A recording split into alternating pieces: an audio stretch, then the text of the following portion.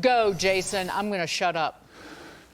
Yeah, so in the spirit of Christmas, I've got my ugly Christmas tie on. I will be nicer than I normally would be in discussing this article. That's not why we booked you. So well, bring yeah, the that's heat, true. Jason. Okay, it's aggressively stupid. This is aggressively stupid and silly. And everyone knows precisely what it is they're trying to do here. Listen to basically what they're arguing. They are upset that we are pointing out that they are anti-Semites. That's what they're upset with.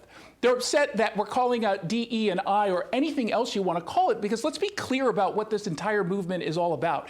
It is about looking at people based on their identities and discovering whether or not they are victims of a white supremacist society. And so they look at this through an intersectional lens, which basically means they're looking at Israel, they're looking at Palestinians. They're saying, well, Israelis are just privileged white people with power.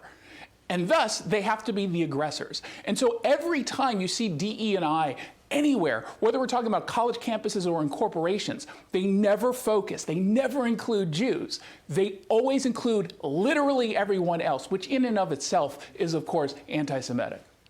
Well, of course, and it is opportunity not based on merit, but on immutable qualities, which is outrageous and why it's not working. Yep. But I want to move. Can I just add one quick thing?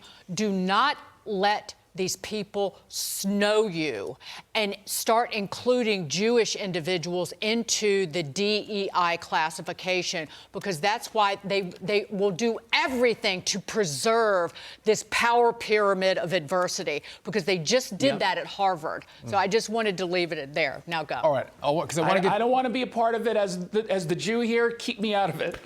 You're Jewish in the Christmas tie, Jason. I love it. I want to move to this, though, because we were talking about stupid. Washington residents, if you have a leaf blower, you better pack your bags for prison.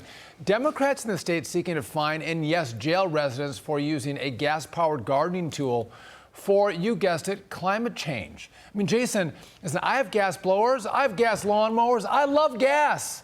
It works really well. And so to think that you could have the choice to use gas, and if you do, you're going to go to jail, what is wrong with Washington? Yeah, I mean, so there's two different arguments that we can make, right? So they're trying to do this for the environment and for health. And look, I'm not going to die on a hill for a gas-powered leaf blower. I find them incredibly annoying. But you're not going to create anything other than resentment when you try to force these kinds of changes on individuals. When you're telling someone that under the penalty of potentially going to jail, if you use a tool that they don't happen to like, I think sends clearly the wrong message. But on the other hand, let's also talk about the business perspective, because it's not just about individuals. So if you're a landscaper, understand that you're not going to be able to do the same amount of work that you or otherwise normally would be able to do, because these powered or these alternative leaf blowers and lawn mowers, they don't work as well. The battery power doesn't last as long as you would need it to.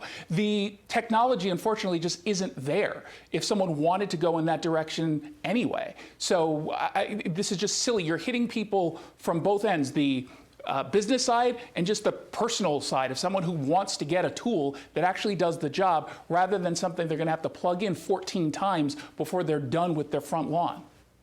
Jason, I love you, Jason Rantz, but I am all for a ban on gasoline-powered leaf blowers, because they are louder than a jet engine.